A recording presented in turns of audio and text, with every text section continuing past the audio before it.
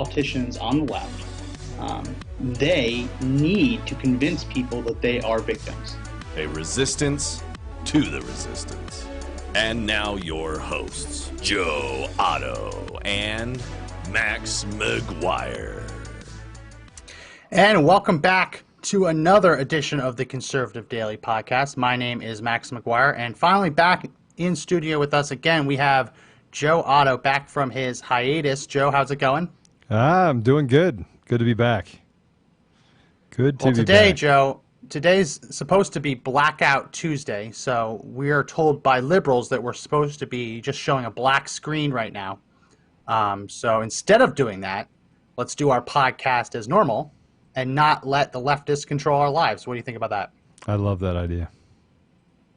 So we're doing that on our social media page. We're supposed to go silent, but now we're actually doubling up on our post today on social media just to show how much we care about hashtag Blackout Tuesday.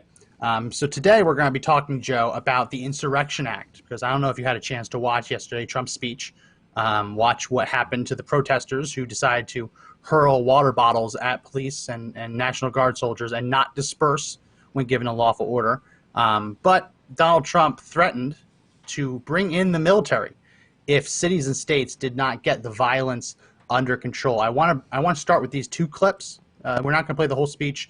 You can find that online. I want to start with these two clips just so we can get a basis, and then we'll talk about it a little bit. So let's go to cut one. I will fight to protect you. I am your president of law and order and an ally of all peaceful protesters.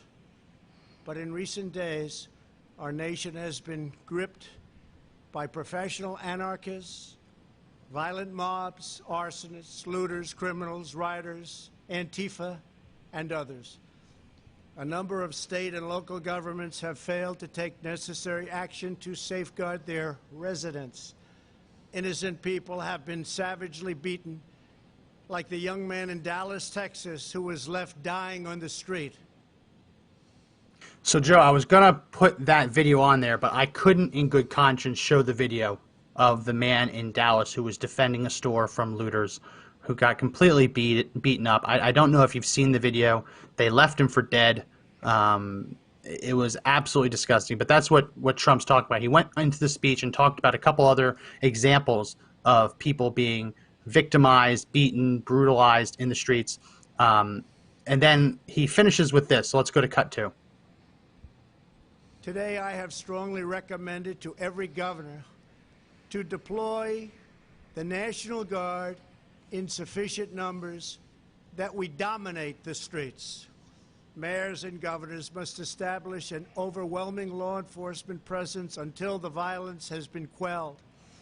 If a city or state refuses to take the actions that are necessary to defend the life and property of their residents, then I will deploy the United States military and quickly solve the problem for them.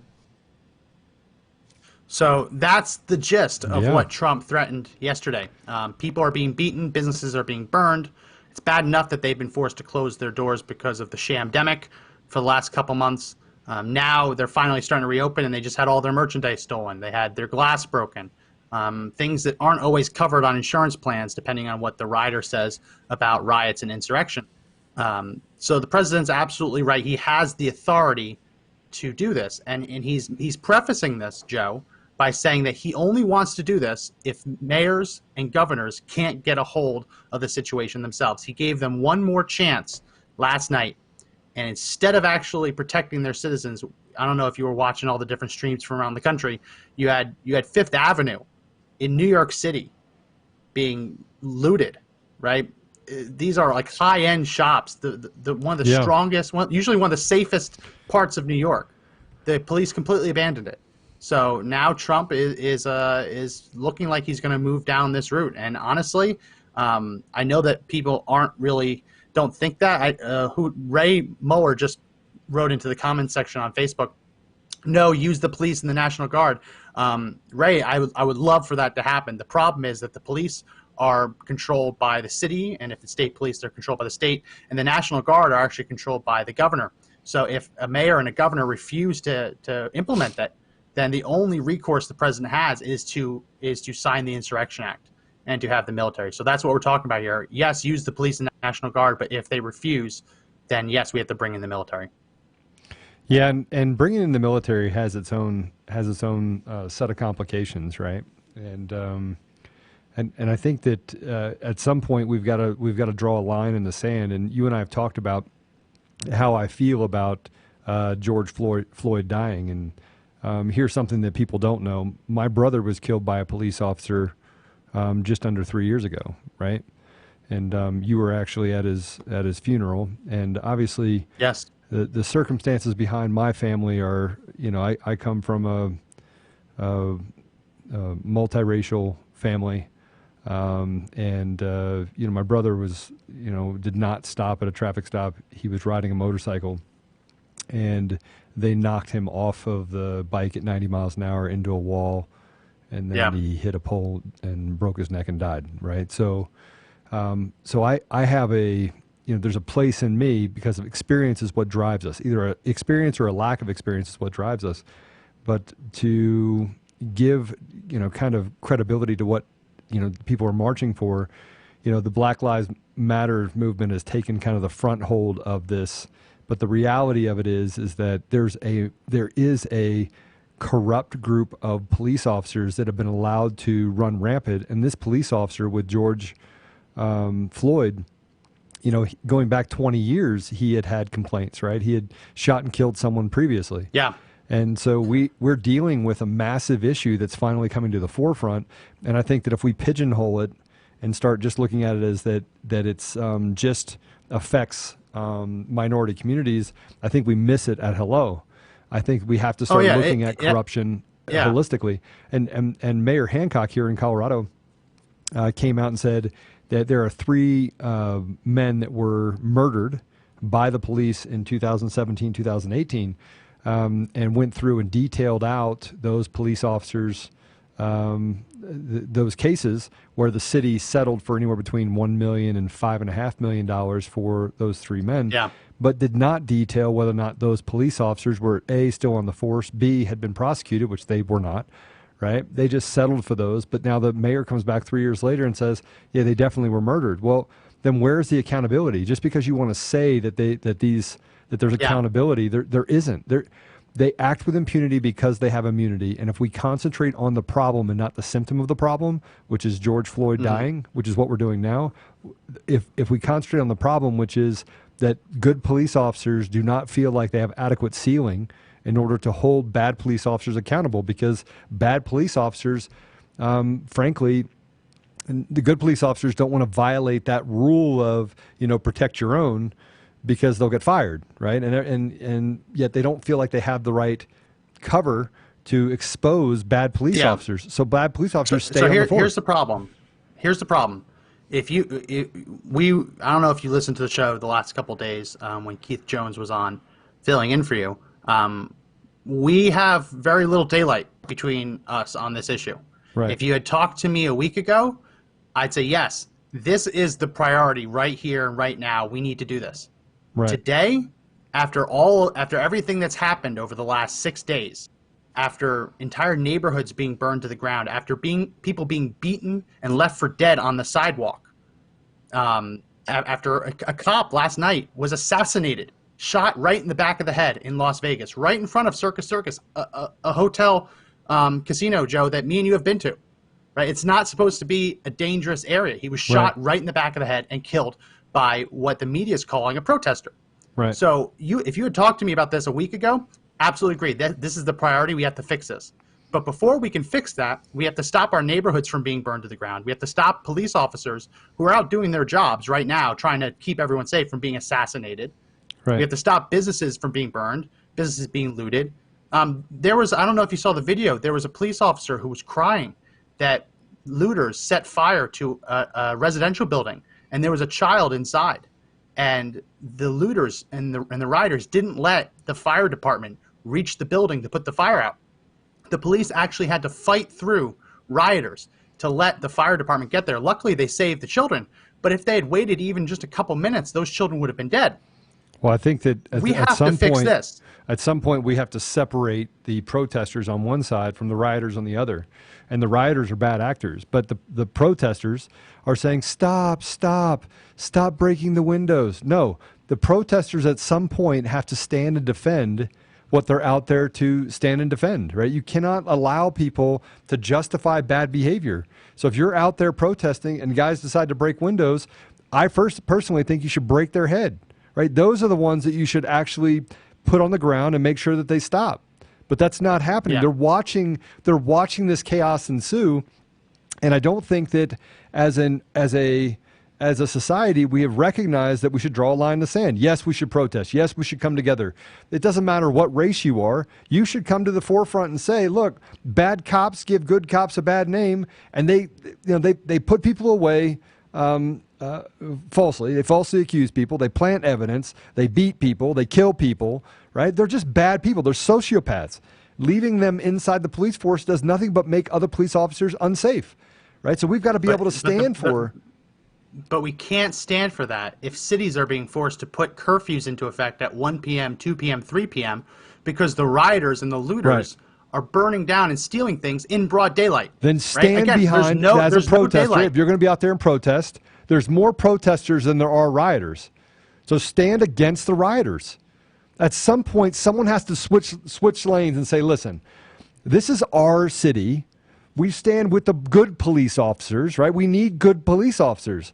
Anyone that thinks you can survive in a society with no checks and balances and no police is out of their mind, right? We've all seen and heard in history where lawlessness has taken over cities, caused mass amounts of rape and murder, right? That's all happened. But if the protesters can't at some point stand up and have a conversation with the police officer, say, hey, listen, when rioters get here, we're going to stand with you, right? That has to happen. But right now, there's no trust of, hey, we're going to solve this problem because they're not even concentrating on the problem. Yeah, I agree. That would be a perfect world.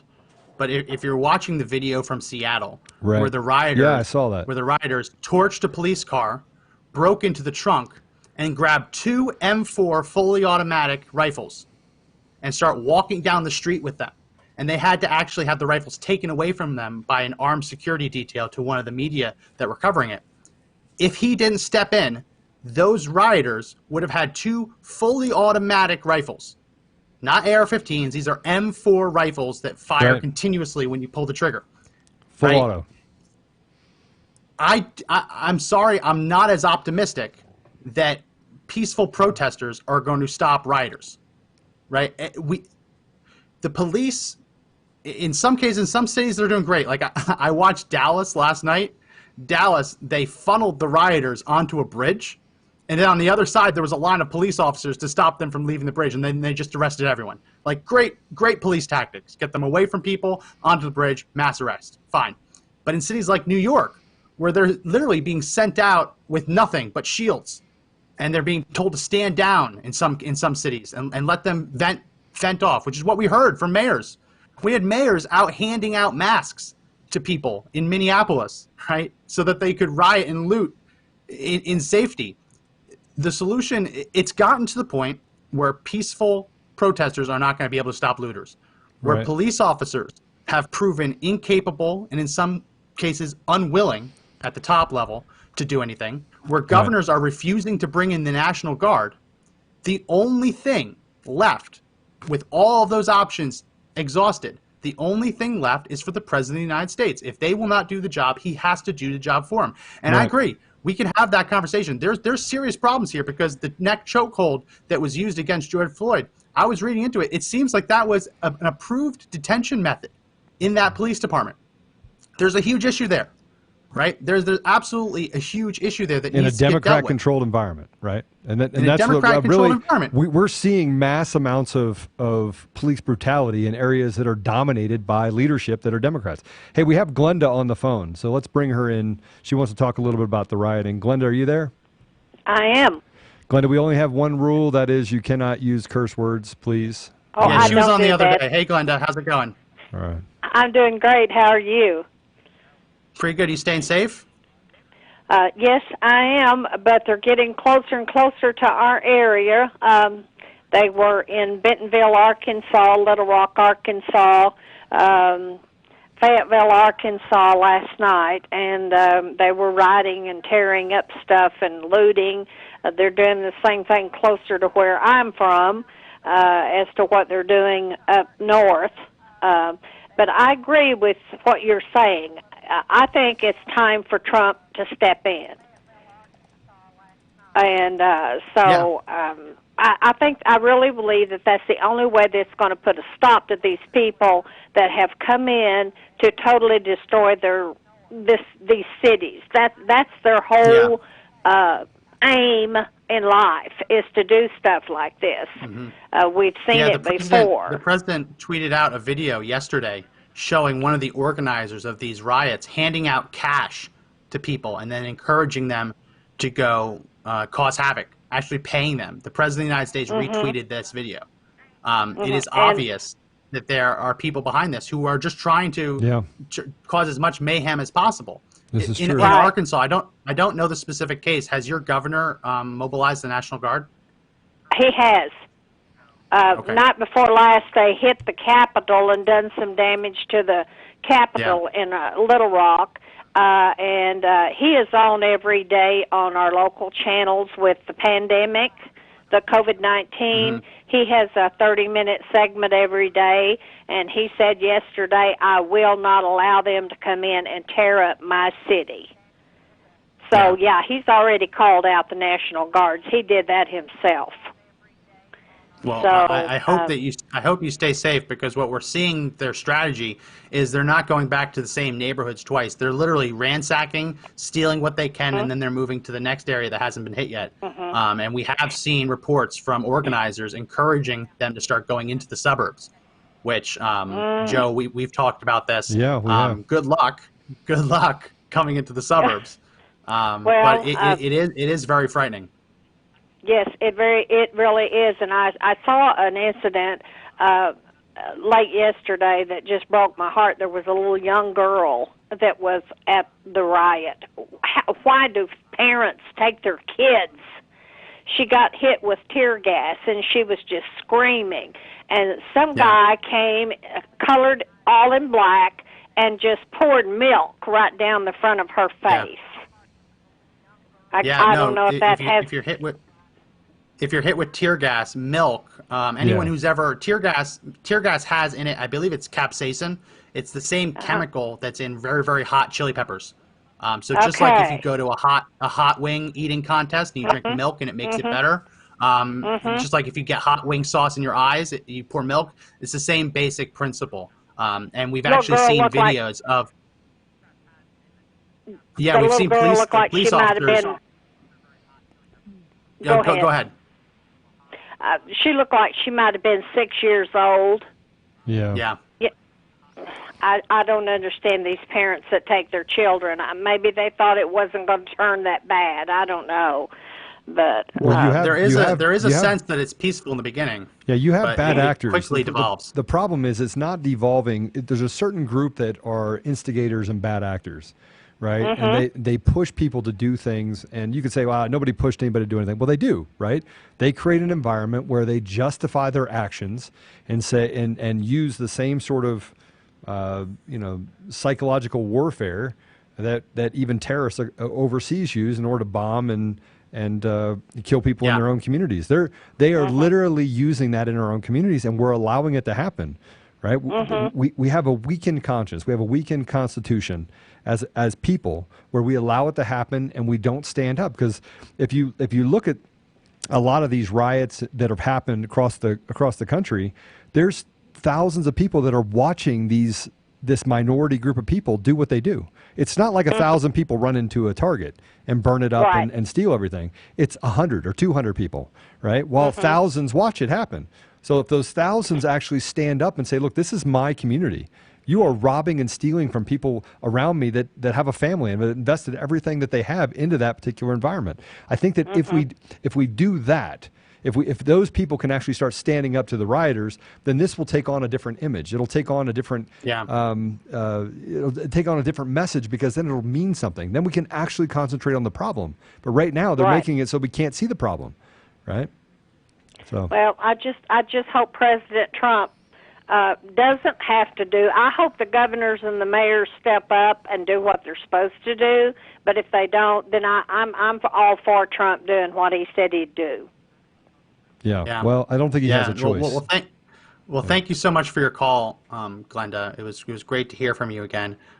He's not going to have a choice, and we've seen in New York, we've seen the tables kind of turn. Where yesterday, Governor Cuomo in New York was criticizing Trump for threatening to bring the military in. A public poll was released showing that I think it was like 58% of New Yorkers, of the American people, supported it. And all of a sudden now he is sending in the National Guard tonight. So we are seeing some governors responding. Some mayors, like last night, Minneapolis apparently had a good response, police response. But there's still many mayors, like the governor of Illinois is still reluctant to do anything. That's where I think we're going to have to see Trump take some action. Again, thank you so much for your call, Glenda. Anyone else who wants to call in, you can call in toll free. You can give us your real name, a fake name, it doesn't matter. Call in at 888-441-1121. What were you going to say, Joe? I'm just at that point where we have to realize that we can't say that we're in control of our communities and that we want to speak, we want people to speak on our behalf, and we want to be represented in our government, and that we want to be free. We can't talk that way and not act that way, right? We can't talk about having courage and not have courage, and let people act with cowardice, right? And act like animals and expect that somewhere along the line you're not going to have resistance to it. You have something that means something right now. We're calling out a problem that we know exists. We know that there is corruption and you that have exists in our bipartisan government. support.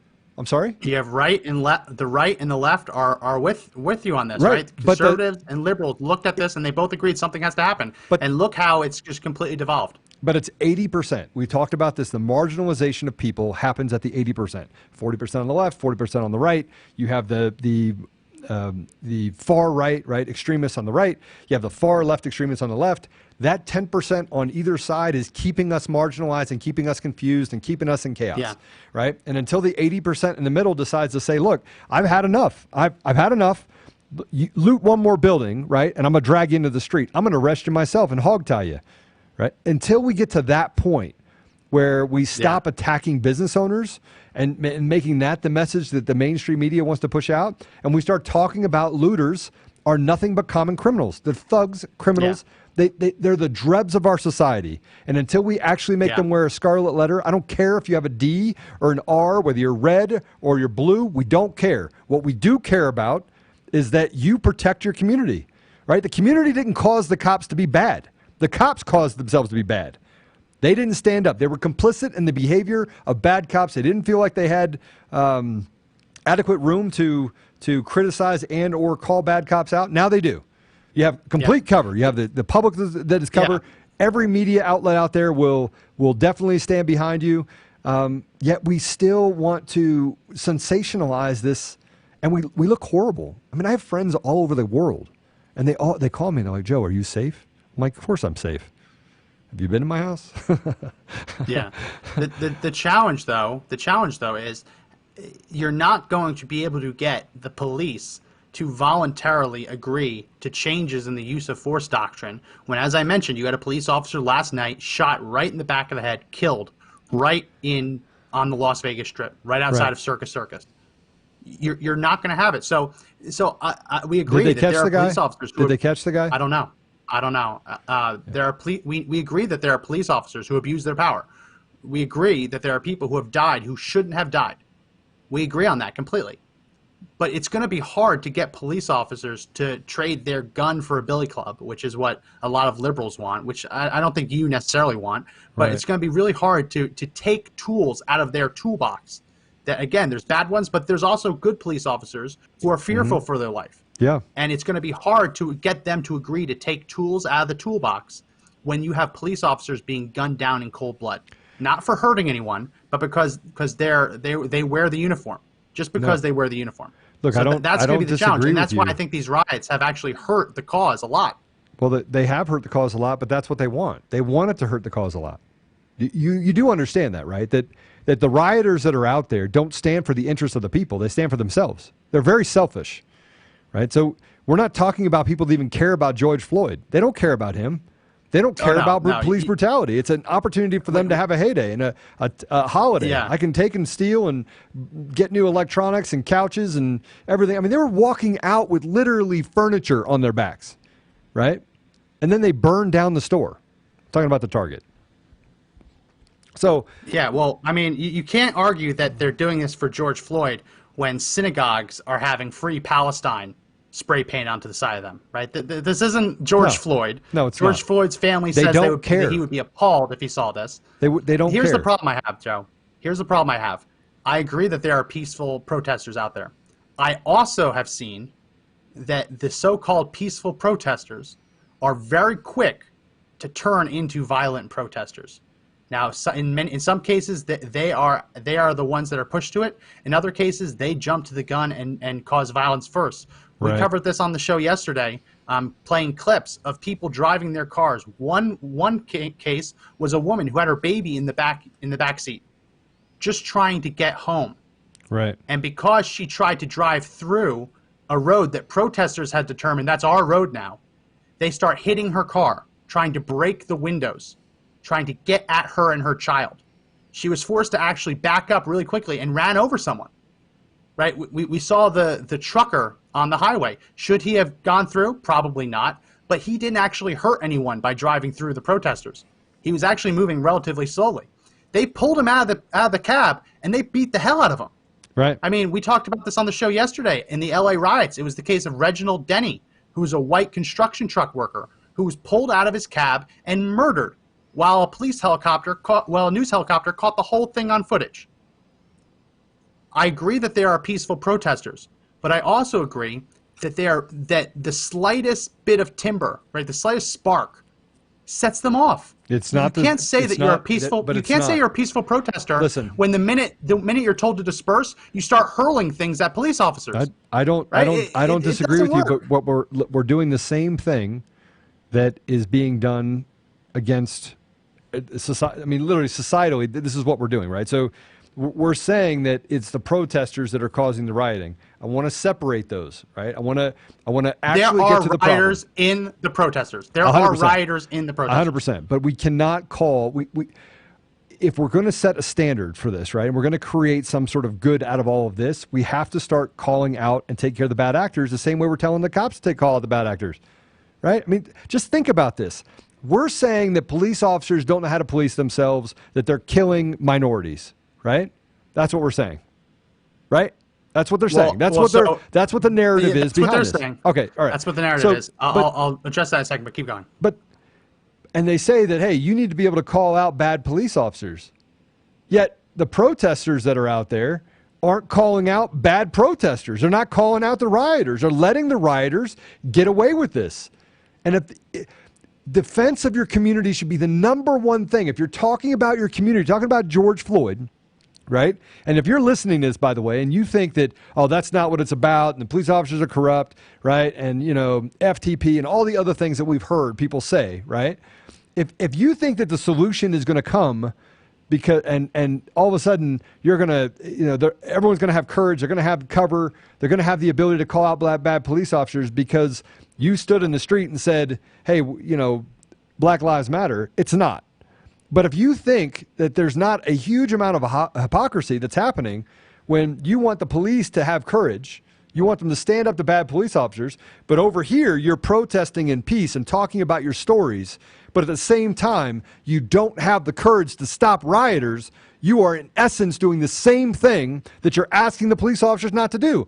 You're operating with no courage and you're letting them to do things that are just reprehensible against the community. Yeah. They're destroying your community. Yeah. The problem is that it's mob rule. This is mob rule. As soon as the sun goes down, even some days before the sun goes down, it ends up being mob rule. Right. And we've seen the videos. We're not going to show them here because they're graphic. We've seen the videos where one person stands up and the mob beats them to the brink of death, leaves them on the street twitching and bleeding. That is happening all over this country. So I cannot be mad at the protesters for not standing up and saying, I'll be the sacrificial lamb, beat me next. Realize these protesters aren't just, they're terrorists. They're not just trying to instill fear on all of us. They're also trying to instill fear on the protesters to not interfere with them. Yep. The challenge is that this has all become a media circus. I've watched so much footage, Joe. I've watched footage all day for the last 3 days, and I'm seeing that this is entirely scripted. You have people who go up to the lines, right, who taunt the police officers, and then they throw their hands up and they start yelling, "Hands up, don't shoot." There's then people behind them who start hurling bricks, water bottles, other projectiles at the police officers to instigate them. Yep. The police officers then smack the front line or use tear gas, and the video cameras capture the police officers hitting the protesters with their hands up. That is completely orchestrated. That is made for TV propaganda.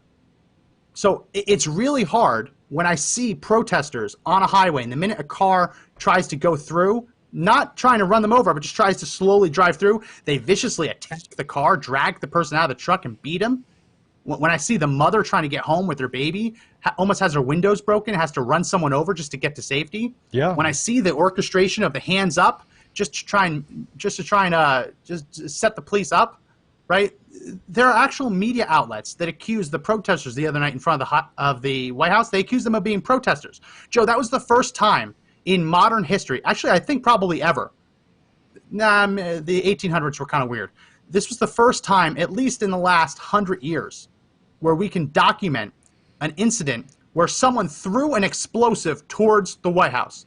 There were protesters, not protesters, rioters, in front of the White House. They busted through the Social Security agent's line, and they start hurling firecrackers forward. They were throwing explosives towards the White House.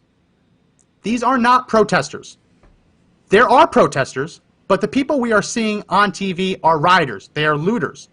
I'm sorry, It's not up to the protesters to stop them. It's not up for the mom and pops, the grandma and grandpa who are arm in arm marching down the street with their banner. It's not their job to stop people from throwing explosives onto the White House, right? It's the job of the police. If the police won't do it, it's the job of the National Guard. If the governors won't let the National Guard come in, it's the job of the President of the United States to deploy the military. And that's what the Insurrection Act is for. So I agree with that. I agree with it, right? I agree with what you're telling me, that the military should come in and should, if they can't get it under control, should basically take the streets back. And I think that we agree, and I think most people agree, that the rioting that is existing and the looting that's happening is not acceptable. I don't know of anybody on either side that wants change, wants true change, that would say, again, that 80%, the marginalized 80% in the middle, whether you're a Democrat or a Republican, liberal, conservative, doesn't matter. That 80% is marginalized by these bad actors on the outside. So I don't know what the answer is. I don't know how to stop the rioting and stop it unless the protesters can just take a line, that the leadership inside these protests can stand up and say, look, we have a rule, right? When they start looting and they start rioting, all the rest of us need to step back and let the police handle these rioters. Let them handle them. I know, but the challenge is the police are actually being given stand-down orders. Which again, it shows a lack of courage. It shows a lack of courage. And the problem with it is that they're being told to stand down because, frankly, there are protesters out there that are just, they're not bad actors. They want to come together in the community. You see police officers crossing the line every day, standing up saying, I'm a good police officer. I want to support you. I never felt like I had the ability to stand up to the bad police officers. You're hearing that story across the nation. Yeah. And yes, I know, you're going to have police officers get murdered in cold blood. You're going to have that because there's bad actors. But no, we shouldn't. We shouldn't. A bad actor in Minneapolis had nothing to do with a police officer being assassinated in Las Vegas. I agree with you. That isn't. There's no. Oh, it just has to be like that way, or it's going to be like that. Yep. The reason that you have curfews is because you want to differentiate between the protesters and the looters. So when you set up a curfew for 7 p.m., and you're saying, okay, everyone can protest, but at 7 p.m., you need to be off the streets. Right. That is to ensure that once 7 p.m. hits, anyone who's not off the streets I'm sorry, you didn't listen to the lawful order to disperse. You didn't obey the curfew. You are breaking the law. So there's no such thing as a peaceful protester on the streets after curfew. That's the whole point of the curfew. So when I see yesterday the media claiming that, oh man, they tear gassed protesters before the curfew just so Trump could go to the church. Yes, if the president wants to go to the church to pay respects for the church, a historic church that was almost burned to the ground the night before, he has the right to do that. And if the curfew is at 7 p.m. and you're sitting there taunting the police at 6:30 and you don't live downtown, there is no way for you to get off the streets in time for the curfew. Right? You can't say like, oh man, they hit 1 minute before the curfew. No, you can't get home. You have to obey the curfew. The curfews have to be strictly enforced. If you want to protest peacefully before the curfews. But anyone out after curfew cannot be defined as peaceful protesters. That's the whole point of the curfew. Hold on. Let me talk to you more about this, right? So I think that the reason why you have the curfew in place is to stop the looting and bad actors, right? Would you agree? The reason is to clear the streets. You clear the streets so that you don't have good people getting caught in the crossfire. Right. If there's a 7 p.m. curfew and people are out at 1 a.m., like they're not good faith protesters. No, they're not. I agree with you. But you have to be careful setting a hard deadline as a government, given the amount of just pressure that's been put on the communities across our nation over the last 3 months. Right? I'm trying to take a very measured approach to the fact that in an 8-week period of time, or a 10-week period of time as it is now, right, they literally have stripped us of our constitutional rights.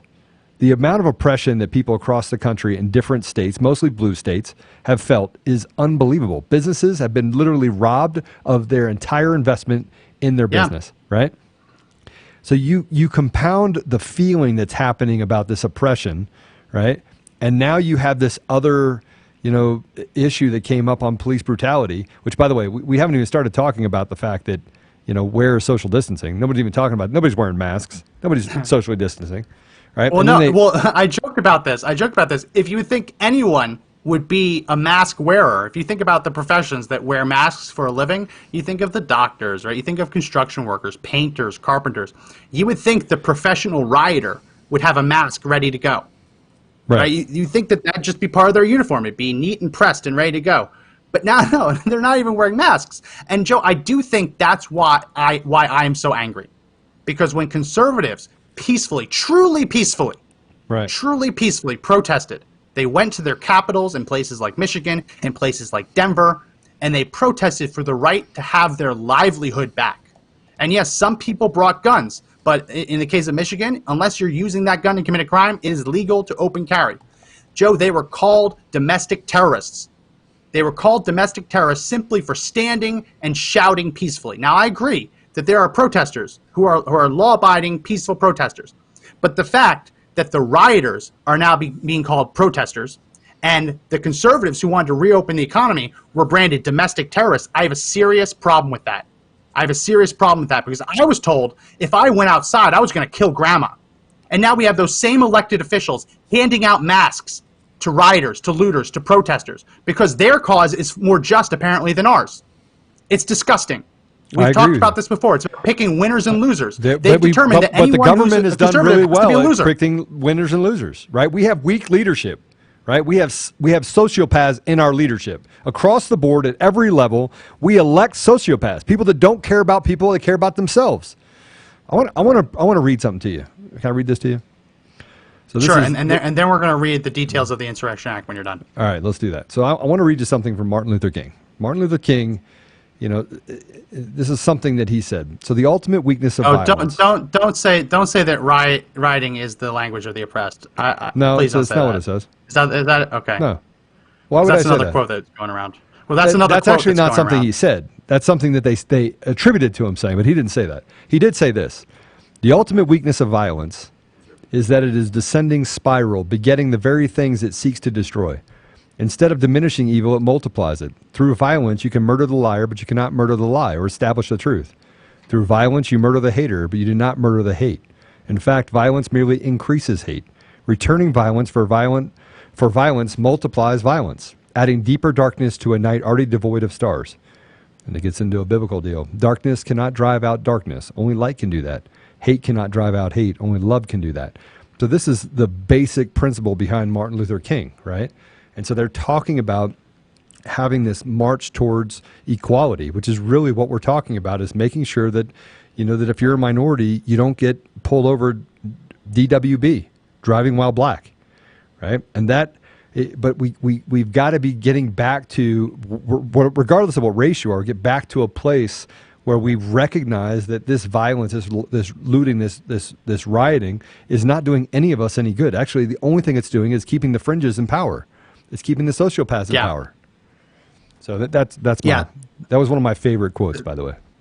Yeah, and I do want to say that Martin Luther King did say a riot is the language of the unheard. He's on video saying it. So he did say that, but he also basically caveated that by saying it should be nonviolent. But that is now, I mean, basically the protesters are trying to make Martin Luther King out to be Malcolm X. They're trying to use Martin Luther King as justification for rioting. It's disgusting. I do want to get into the actual details of the Insurrection Act, because we're hearing that this could come down at any moment from President Trump, if he determines that there are mayors and governors unwilling, and that's the key phrase here, unwilling or unable to protect their citizens. I want to go into the details of this, because the language is written in a way that gives the president tremendous power. Mr. Producer, let's go to image 1. So this is 10 U.S.C. Section 252, the use of militia, that's interesting, we'll talk about that in a second, and armed forces to enforce federal authority. Whenever the president considers that unlawful obstructions, combinations, or assemblages, or rebellion against the authority of the United States make it impractical to enforce the laws of the United States in any state by the ordinary course of judicial proceedings, he may call into federal service such of the militia of any state and use such of the armed forces as he considers necessary to enforce these laws or to suppress the rebellion. That's an interesting section, because when it says he can call in the militia, technically every male between the ages of 17 or 18 and 35 is considered part of the unorganized militia.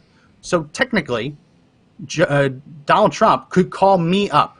Joe, you're a little bit too old, but I guess he could technically call you up too. He could call me up right now to put down rebellion. Whoa.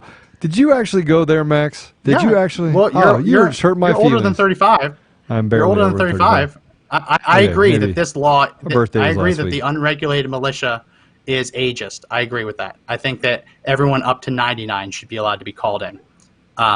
So the president has the authority.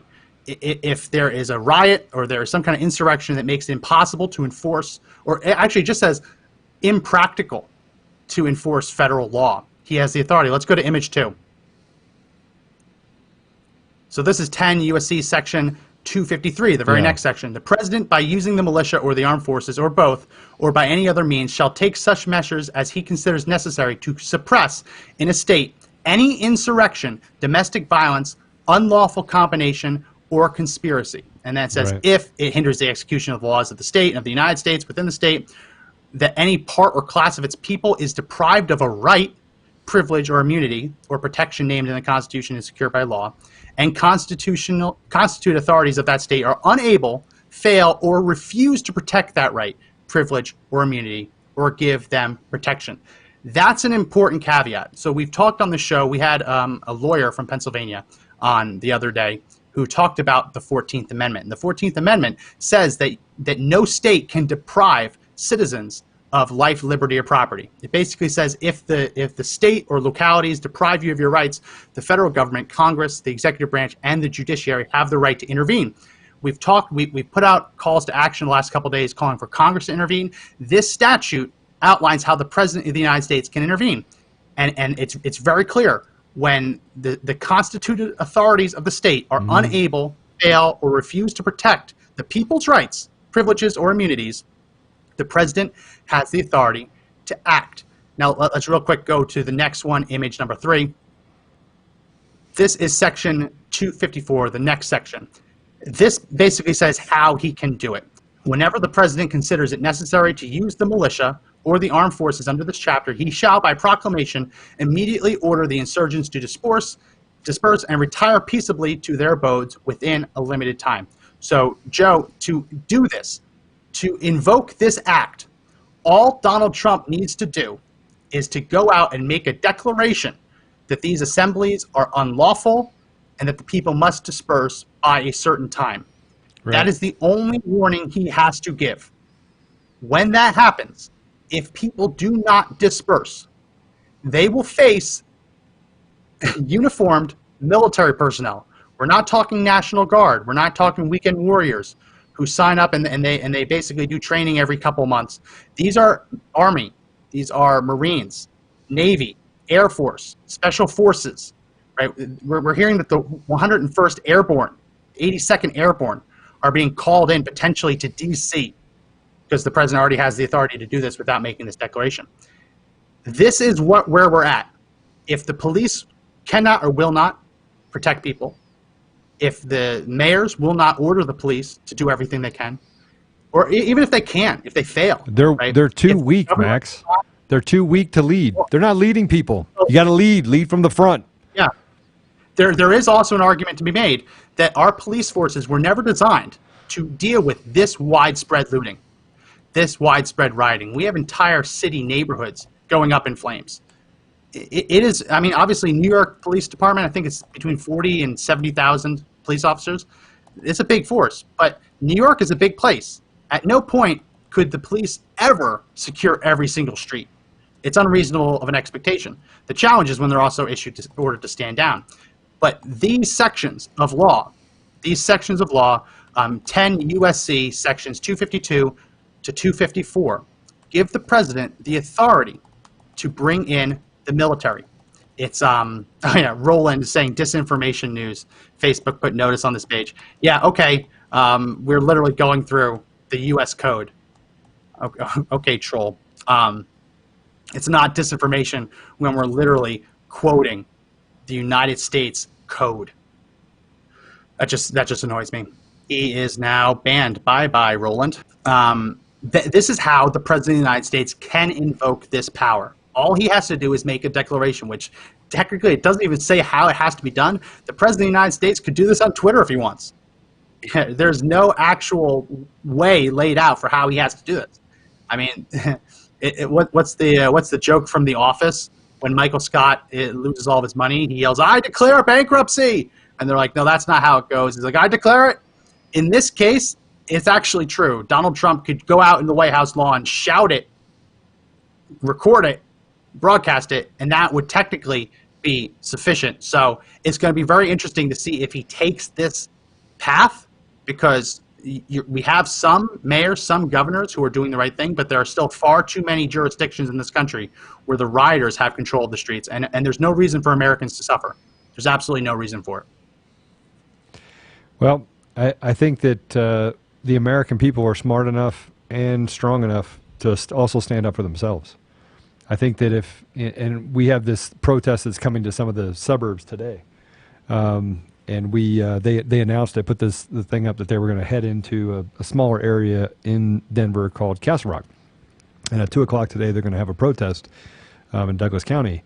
And so what we decided to do as a community, people from Denver all the way up from Longmont, is that there's about 700 people coming down. They're going to be fully armed, and they're going to stand in front of those businesses. And the first person to spray paint anything or to loot anything is going to get their teeth kicked in. And I'm saying it right now on this show that you are not going to terrorize any of the communities. And you did this in Denver, but yeah. Now you're standing up to people in the community that, frankly, we're well armed. I mean, you get to the suburbs of Denver in Colorado, and you won't even make it up the driveway. No, they won't make it. And so, but you have people everywhere that said, "I'm going to stay home today," right? And we have gun stores that literally are planting people inside the stores at night. And there was one just. I forget where it was. Pennsylvania, Philadelphia. Yeah, Philadelphia. A gun store owner had to shoot and kill someone, and he actually fired the first shot because the looter they cut the lock with a lock cutter, and they were forcing their way in, and the looters had guns, so he actually had to kill someone to defend himself and his store. It's scary. Yeah, but the reality, I just want to be very clear. If you decide that you want to take from us what is ours and think it's yours, I want you to understand it probably will not go very well for you. It will not end well for you, because we are not. When you start getting to a population that has history in this country, multi-generational history, and people that have served their country and families served their country and died for their country. You try bringing that crap into the suburbs. Not that the suburbs don't support you, because they do support what the meaning behind what really needs to change, and that's accountability in government. It's accountability in the police departments. Accountability and not being able to. The rioters are not supporting. That's not what the rioters are doing this for. No. Right? If we're talking about people coming into the suburbs, we're not talking about the people who are supporting police accountability. We're talking about the anarchists, the Antifa folks. So. Yeah, that's the issue. We're not talking about like a 5-block march in solidarity with victims of police brutality. We're talking about literally their goal is to burn the neighborhood down and steal everything that they can. And so again, if you want to come to the suburbs, I live in a community that's like 80% military, active and retired. So good luck. But we are seeing videos from Seattle specifically. Where the neighborhoods just in the suburbs, just outside the city limits, they are stationing Jeeps and SUVs blocking off entrances to the neighborhoods. And they have people out there with guns. Yep. Just to make sure that promise isn't fulfilled, they don't come into the suburbs. And there are sheriff's offices that are deputizing people in different environments here, right, in Colorado. And, Yeah. Ben Way, another troll. White people on Facebook. White people are the problem because they won't stop being racist. Okay, Ben. We are responsible for the rioting. Sure. Hold on. Let me just ban him really quickly. He's banned. I enjoy this. I enjoy dropping the ban hammer. I enjoy it. With free speech, First Amendment. Oh no. You come in here with that trolling BS. You're getting the ban hammer. Yeah, so it's been an interesting podcast today, Max. Really interesting, actually. It has. Yeah. Any final thoughts as we wrap this one up? Look, I think we have to pray for our country and pray for our countrymen, regardless of color. We have to be able to come together and unify. And it's the 10% on both sides that don't want the 80% to unify, regardless of race, religion, political affiliation. None of that stuff makes a difference to most of us. We just want life, liberty, and pursuit of happiness. And so stand up for your neighbor, right? Don't ask your neighbor, are you a Democrat or you a Republican? Don't look at your neighbor and say, oh, they must be. They're not. They're your neighbor. They're actually your fellow countrymen. They're another American. And so just stand up, operate with courage, stand with courage, and protect the people around you. And then these rioters and these looters will have less of an opportunity to do the things that they're doing to divide us as people. And if the good feelings and good thoughts don't do the job, you have the obligation to defend yourself, your community, your family, your businesses. We've seen people, what happens when they bring a knife to a gunfight, what happens when they bring a bow and arrow to one of these protests. They get beaten within an inch of their life. Yeah. So if you own a gun, if you have a gun, if you're proficient in the gun, you should be using it to defend yourself and your family if need be, because we cannot rely on the police to protect us. The governors are not bringing in the National Guard. It is really tough out there. So if you have a firearm, this is the time where the Second Amendment is more important than ever before. No one's saying to be a vigilante and to go out shooting, but the last thing you want is to find yourself in one of these mobs and not have your firearm there to protect you. So that's going to be it for this edition of the Conservative Daily Podcast. Remember that you can download the podcast and subscribe on the Google Play Store as well as Apple Podcasts, whether you have an Android or an iPhone. You can also find us on the Podbean app as well as conservative-daily.com/podcast. Please do subscribe. We also are now live streaming on Facebook, where we have a comment section, as well as YouTube now, where we have a comment section. So please do watch it there. You can see the videos that we play. You can see the comment section and interact with the show there. So again, my name is Max McGuire. And this is Joe Otto.